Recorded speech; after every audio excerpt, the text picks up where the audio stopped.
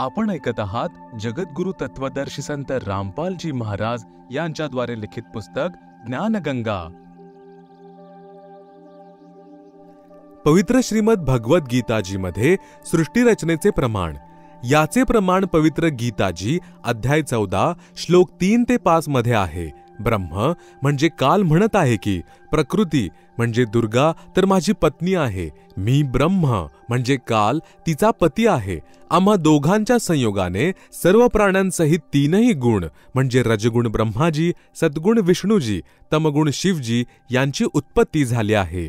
मी म्हणजे ब्रह्म सर्व प्राण्यांचा पिता आहे आणि प्रकृती म्हणजे दुर्गा त्यांची माता आहे. मी तिच्या म्हणजे दुर्गा उदरामध्ये बीज स्थापन करतो ज्यामुळे सर्व प्राण्यांची उत्पत्ती होते. प्रकृती म्हणजे दुर्गापासून उत्पन्न तीनही गुण म्हणजे रजगुण ब्रह्मा, सद्गुण विष्णू आणि तमगुण शिव जीवांना कर्मांच्या आधारावर शरीरात बांधून ठेवतात. याचे प्रमाण गीता अध्याय 15 श्लोक 1 ते 4 आणि 16 व 17 मध्ये देखील आहे. गीता अध्याय नंबर 15 श्लोक नंबर 1. ऊर्ध्वमूलम अधः शाखम अश्वत्थम प्राहुरव्ययम छंदांसी यस्य पर्णानि यः तं वेद सः वेदवित्. अनुवाद. ऊर्ध्वमूलम वरती पूर्ण परमात्मा आदि पुरुष परमेश्वर रूपी मूळ आहे. अधः शाखम खालच्या बाजूला तीनही गुण अर्थात रजगुण ब्रह्मा, सद्गुण विष्णू आणि तमगुण शिव रूपी शाखा असणारा अव्ययम अविनाशी अश्वत्थम विस्तारित पिंपळाचा वृक्ष आहे. यस्य या वृक्षाच्या छंदांसी जसे वेदात विभाग आहेत तसे संसार रूपी वृक्षाच्या देखील लहान लहान भागांना फांद्या आणि पर्णानी पाने प्राहुहु म्हटले आहे. तम त्या संसार रूपी वृक्षाला यह जे वेद विस्तारासहित जाणतात, सह ते वेदविद पूर्णज्ञानी म्हणजेच तत्वदर्शी आहेत. गीता अध्याय नंबर 15 श्लोक 2. अधःच ऊर्ध्व प्रसृताः तस्य शाखाः गुणप्रवृद्धाः विषय प्रवालाः अधःच मूलानि अनुसंततानि कर्मानुबंधिनी मनुष्यलोके. अनुवाद. तस्य त्या वृक्षाच्या अधः खाली च आणि ऊर्ध्वम वर गुणप्रवृद्धाः तिन्ही गुण ब्रह्मा रजगुण विष्णू सद्गुण शिव तमगुण रूपी प्रसृता पसरलेल्या विषय प्रवालाः विकार काम क्रोध मोह लोभ अहंकार रूपी शाखाः शाखा किंवा फांद्या ब्रह्मा विष्णू शिव कर्मानुबंधिनी जीवांना कर्मांमध्ये बांधणारी मुलानी मुळे अर्थात मुख्य कारण आहे. च आणि मनुष्यलोके मनुष्यलोकात अर्थात पृथ्वी लोकामध्ये अधः खाली नरक 84 लाख योनींमध्ये ऊर्ध्वम वर स्वर्गलोक आदीमध्ये अनुसंततानी व्यवस्थित केलेल्या आहेत. गीता अध्याय नंबर 15 श्लोक नंबर 3. न रूपम अस्य इह तथा उपलभ्यते न अंतः न च आदिहि न च संप्रतिष्ठा अश्वत्थम एनम सुविरूढमूलम असंगशस्त्रेण दृढेन छित्वा. अनुवाद.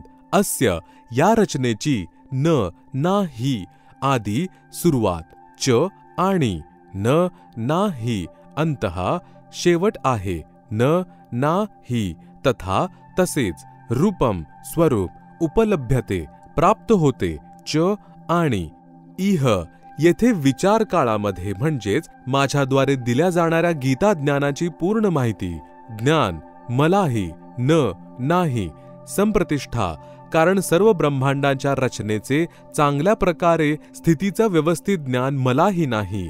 एतम या सुविरूढमूलम चांगल्या प्रकारे स्थायी किंवा नित्य स्थिती असणाऱ्या अश्वत्थम मजबूत स्वरूपाच्या संसार रूपी वृक्षाच्या ज्ञानाला असंग शस्त्रेण पूर्ण ज्ञानरूपी दृढेन दृढ सूक्ष्म वेद म्हणजेच तत्वज्ञानाद्वारे जाणून छित्वा छाटून किंवा कापून अर्थात निरंजन याच्या भक्तीला क्षणिक अर्थात क्षणभंगूर जाणून ब्रह्मा विष्णू शिव ब्रह्म आणि परब्रह्मच्याही पुढे पूर्ण ब्रह्मचा शोध घेतला पाहिजे.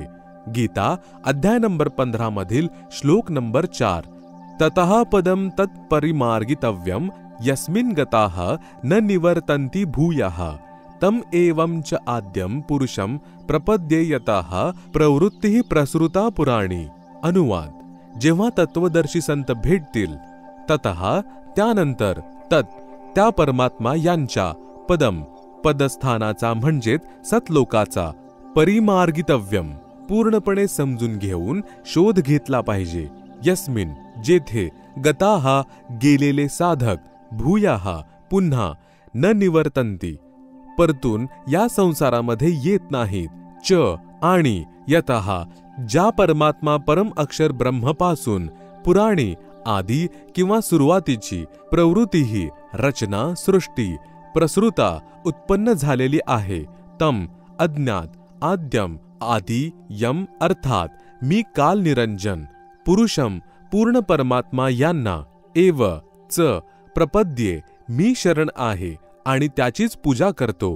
गीता अध्याय नंबर 15 मधील श्लोक नंबर 16. द्वौ इमौ पुरुषौ लोके क्षरः च अक्षरः एव च क्षरः सर्वाणि भूतानि कूटस्थः अक्षरः उच्यते.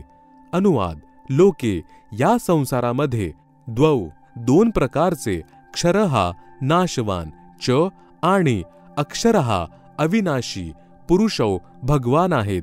एव अशा प्रकारे इमौ या दोन्ही प्रभूंच्या लोकामध्ये सर्वाणी संपूर्ण भूतानी प्राण्यांचे शरीर तर क्षरः नाशवान च आणि कूटस्थः जीवात्मा अक्षरः अविनाशी उच्यते आहे असे म्हटले जाते.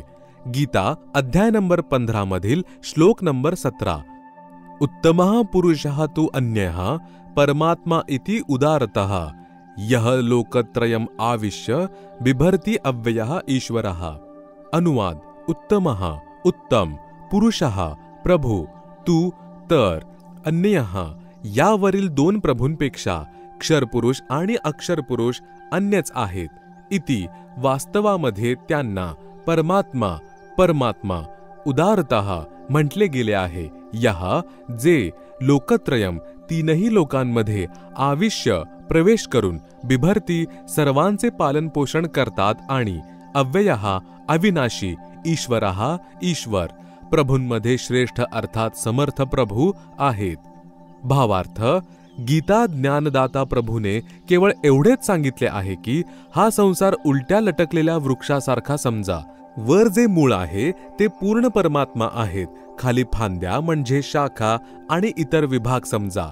या संसाररूपी वृक्षाच्या प्रत्येक भागाचे भिन्न भिन्न विवरण जे संत जाणतात ते तत्वदर्शी संत आहेत, ज्यांच्याविषयी गीता अध्याय 4 श्लोक नंबर 34 मध्ये सांगितले आहे.